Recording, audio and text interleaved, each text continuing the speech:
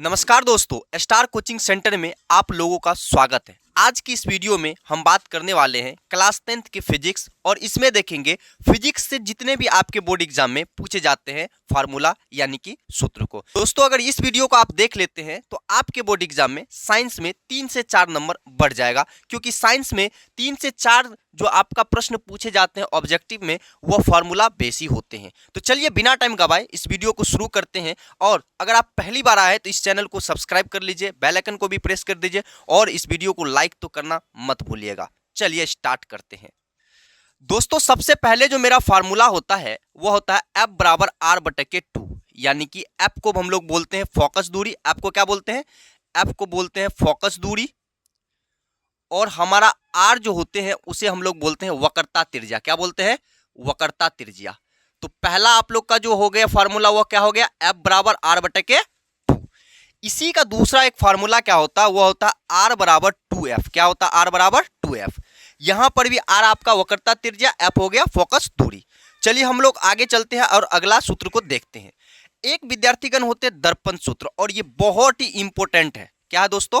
दर्पण सूत्र। ये सूत्र अगर आपको याद रहते हैं तो आप एक क्वेश्चन 5 नंबर में भी आते हैं, वैल्यू दे देता है और उसको बोलता है कि दर्पण सूत्र का मान कितना होगा, F का, U का, V का, तो उसको भी निकाल सकते हैं। तो दर्पण सूत्र जो हमारा होता है वह होता है 1/V।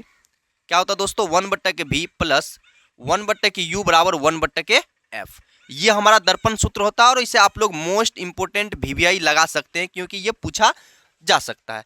अब नेक्स्ट भी हम लोग चलते हैं। एक होते हैं दोस्तों आपका आवर्धन। क्या होते हैं? आवर्धन। इसको भी ध्यान में रखिएगा। आवर्धन, आवर्धन को हम लोग M से इंडिकेट करते हैं, और ये आवर्धन बराबर जो होता है वो होता है प्रतिबिंब की ऊंचाई बटा वस्तु की ऊंचाई, यानी कि प्रतिबिंब की ऊंचाई, प्रतिबिंब की ऊंचाई अब बटम हो जाता है वस्तु की ऊंचाई। अब दोस्तों ध्यान रखना है कि इतने बड़े अगर आप नहीं जानना चाहते तो आप लोग सीधा लिख सकते हैं H2/H1। क्या लिख सकते हैं? इसको प्रतिबिंब की ऊंचाई को H2 अब बटा के इसको वस्तु की ऊंचाई को H1। चलिए अब आगे बढ़ते हैं। ये आपका पहला चैप्टर प्रकाश के परावर्तन में यही मात्र 1, 2, 3 और 4 सूत्र होते हैं। अब हम लोग नेक्स्ट पे चलते हैं। अगला जो दोस्तों आपको याद रखना है वह स्नेल का नियम। कौन सा नियम है? स्नेल का नियम। और ये भी बहुत ही ज्यादा पॉपुलर है और ये भी बोर्ड एग्जाम में पूछे जाने के चांस है। तो स्नेल का नियम क्या होते हैं? वो होते हैं साइन I बटा के साइन R। बहुत ही दोस्तों इंपॉर्टेंट है, इसे ध्यान में रखिएगा। साइन I बटा के साइन R। स्नेल का नियम को हमेशा और हमेशा याद रखना, क्योंकि ये बहुत ही इंपॉर्टेंट है, VBI पूछे ही जाएंगे। चलिए अब हम लोग नेक्स्ट फार्मूला पे जाते हैं। तो नेक्स्ट फार्मूला होता है अपवर्तनांक। कौन सा फार्मूला? अपवर्तनांक। ये आपका 2 नंबर में पूछा जा सकता है कि अपवर्तनांक निकालने के लिए।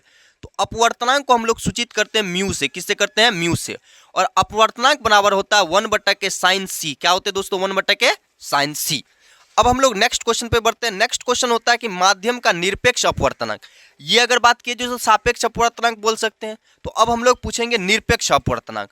तो ये उतना ज्यादा इस फार्मूला को याद करने की जरूरत भी नहीं, क्योंकि निरपेक्ष अपवर्तनांक उतनी ज्यादा मतलब है नहीं, पूछे जाने के योग्य नहीं है। तो हम लोग सीधे और सीधे चलते हैं नेक्स्ट पर। तो नेक्स्ट जो दोस्तों इंपॉर्टेंट है वो है आपका लेंस सूत्र। कौन सा चीज है? लेंस सूत्र।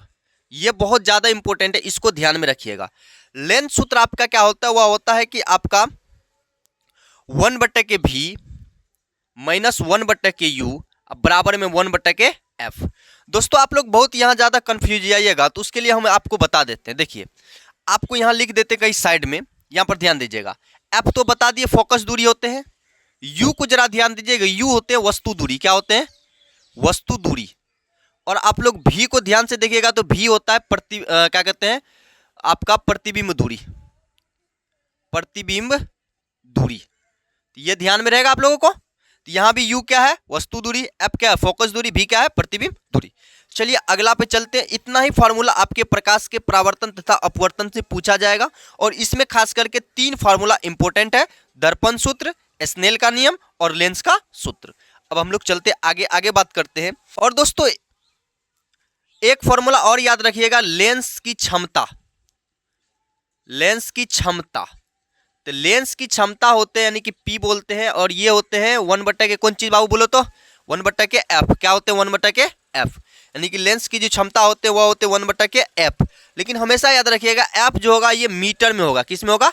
मीटर में। चलिए आगे बढ़ते हैं दोस्तों। एक आपका होता है आई बराबर क्यू बाय टी। ये हम लोग विद्युत धारा में जा रहे हैं। देखिए आई को हम लोग बोलते हैं विद्युत धारा। क्या बोलते हैं दोस्तों?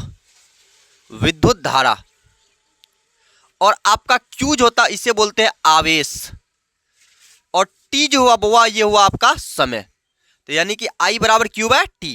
तो एगो चीज बताइए, क्यू बराबर क्या लिख सकते हैं? आई टी लिख सकते हैं कि नहीं? तो ये भी आपका एक फार्मूला बन गया।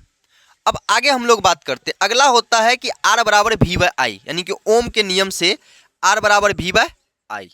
दोस्तों यहां पर आर हो गया आपका प्रतिरोध। क्या हो गया? प्रतिरोध। और आपका भी क्या हो गया? ये हो गया विभवांतर या वोल्ट बोल सकते हैं, डायरेक्ट बोलिए वोल्ट। और ये आपको पता है विद्युत धारा। आर बराबर वी बाय आई, किसके नियम से? ओम के नियम से। आगे हम लोग बोलते हैं अगला होता है भी बराबर आई आर। भी बराबर आई आर, इसी से हम लोग इसका रिलेशन निकाल के भी बराबर आई आर कर रहे हैं। अगला अगर हम लोग बात किया जाए तो वह होता है आपका क्या? आई बराबर भी बाय आर। अगला क्या हो सकता है? आई बराबर भी बटा के आर। अब और ध्यान रखना, देखिए ये इन सभी का निकाल के वैल्यू पुट किए। आर बराबर भी बाय आई, तो भी बराबर आई आर, फिर हो जाएगा आई बराबर भी बाय आर। ये सारे फॉर्मूले हैं। चलिए अब हम लोग आगे बढ़ते हैं। अब दिमाग में ये रखना है कि दो बिंदुओं के बीच का विभवांतर अगर निकालने के लिए बोले तो उसे हम लोग लिख सकते हैं W अपन के टी। ये क्या है? ये दो बिंदुओं के बीच का विभवांतर है। दो बिंदुओं के बीच का विभवांतर है। बीच का विभवांतर है, विभवांतर है। अब हम लोग आगे बढ़ते हैं। अगला देखिए, चलिए अब ध्यान दीजिए। अगला फार्मूला होता है P, यानी कि इसे बोलते हैं पावर, यानी कि शक्ति बराबर भी आई होता है। एक फार्मूला शक्ति बराबर आई स्क्वायर आर होता है। एक फार्मूला शक्ति बराबर भी स्क्वायर बटा आर होते हैं। एक फार्मूला शक्ति बराबर डब्ल्यू बटा के टी होते हैं। ये हो गए सारा, ये जितना भी फार्मूला है ये सभी का सभी फार्मूला किस पर आधारित है? तो शक्ति के लिए। अगर शक्ति के लिए आपको भी दिया है, आई दिया हो, तो ये फार्मूला यूज कीजिएगा। अगर आई स्क्वायर आई दिया है, आर दिया है, तो इसको यूज कीजिएगा।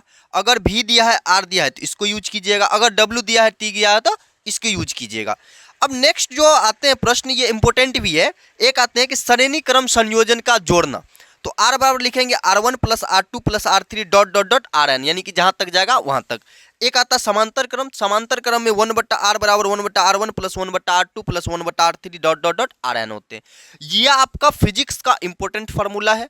यह फार्मूला आपके एग्जाम में 2 से 3 नंबर दिला सकता है। अगर आपको विश्वास ना हो रहा तो आप क्वेश्चन बैंक उल्टा के देखिए कि यहाँ से कितने फार्मूला पूछा गया है।